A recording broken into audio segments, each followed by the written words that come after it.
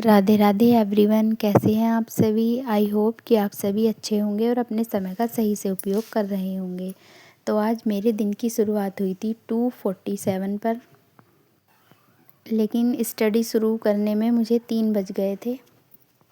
आज मैं आपसे बताऊंगी कि शादी के 6 ईयर बाद मुझे ऐसा क्यों लगा कि मुझे पढ़ाई फिर से शुरू करनी चाहिए।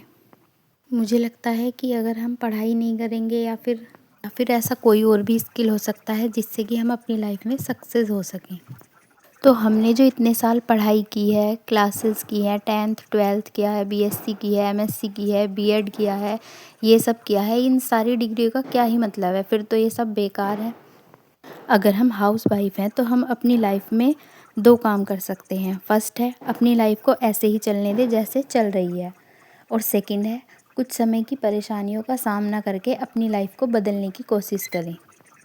जो फर्स्ट रास्ता है ये बहुत ही आसान है कि हम जैसे चल रही है वैसे चलने दें, और ये रास्ता हमारे लिए पूरी लाइफ ओपन रहने वाला है, ये कभी बंद नहीं होगा।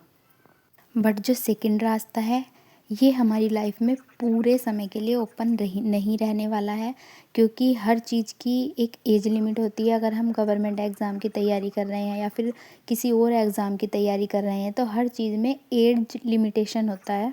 अगर हम एज निकलने के बाद किसी भी एग्ज़ाम की तैयारी करें तो उसका क्या ही मतलब रह जाएगा।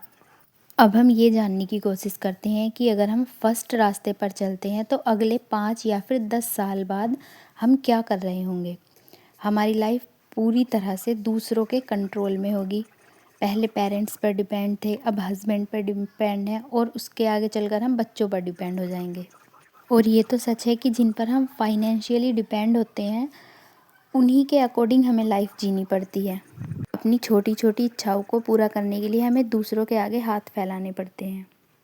और मुझे नहीं लगता कि जिसने इतनी मेहनत करके इतने साल तक बीएससी, एमएससी, बीएड और कोई भी डिग्री की है, बीएससी हो या बीए हो, तो वो ये चाहेगा कि वो दूसरों पर डिपेंड रहे।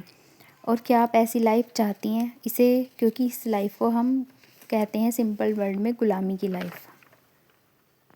अब हम बात करते हैं जो सेकंड रास्ता है उसके बारे में। मैं खुद इस लाइफ को फेस कर रही हूँ क्योंकि मैंने सेकंड वाला स्टेप चुना है, सेकंड रास्ता चुना है।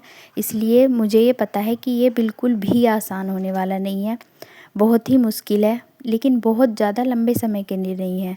कुछ समय के लिए इतने सारे काम, बच्चों की जिम्मेदारी, बच्चों की पढ़ाई के साथ साथ अपनी पढ़ाई, लेकिन जब हम ये जिम्मेदारी ले लेते हैं तो हम खुद की नज़रों में बहुत ही ज़्यादा स्ट्रोंग बन जाते हैं, और हम धीरे धीरे सारी चीज़ें मैनेज करना भी सीख लेते हैं। और हम ये पहले नहीं है कि हम ये कोई नया काम कर रहे हैं। ऐसी बहुत सी हाउसवाइफ हैं जो इतनी डिफ़िकल्ट सिचुएशन में भी खुद को प्रूव किया है, पढ़ाई की है या फिर जो भी उनके स्किल थे के अकॉर्डिंग आज भी बहुत अच्छी स्थिति में हैं। हाउसवाइफ होकर भी उन्होंने बहुत अच्छी अच्छी पोस्ट पर पोस्टिंग ली है। वे अपनी लाइफ का हर फैसला खुद ले सकती हैं और परिवार भी उनकी कदर करता है जो काबिल होते हैं। अगर आप अभी न्यू हैं और पढ़ाई स्टार्ट करना चाहते हैं आफ्टर मैरिज, तो हमें कुछ स्टेप फॉलो करने हैं। स्टेप फर्स्ट है अपनी नींद को कम करना है। स्टेप सेकंड है फ़ोन से हमें टाइम ख़राब नहीं करना। जितना भी हम फ़ोन में टाइम वेस्ट करते हैं उसे बिल्कुल ज़ीरो पे ले आना है, धीरे धीरे करके। और स्टेप थर्ड है कि दूसरों की लाइफ में इंटरफेयर नहीं करना, क्योंकि उसकी वजह से भी हमारा बहुत सारा टाइम ख़राब हो जाता है। हमें एक गोल डिसाइड करना है और अपने गोल की तरफ हर दिन एक स्टेप बढ़ाना है।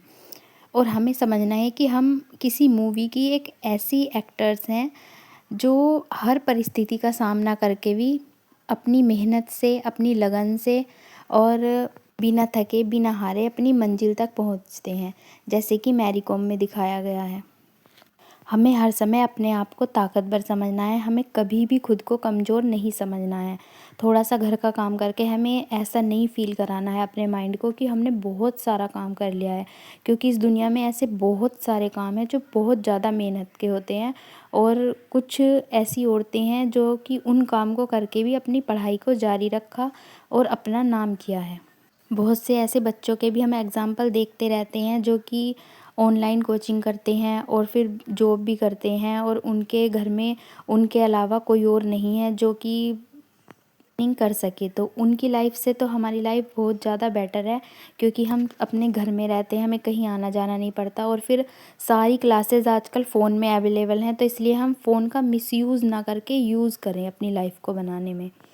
स्टार्टिंग में कुछ दिन हमें मुश्किल ज़रूर लगेगा, लेकिन धीरे धीरे स्टेप बाय स्टेप जब हम करने लगेंगे तो हमें चीज़ें बहुत आसान लगने लगेंगी। याद रखें, बस हिम्मत नहीं हारनी।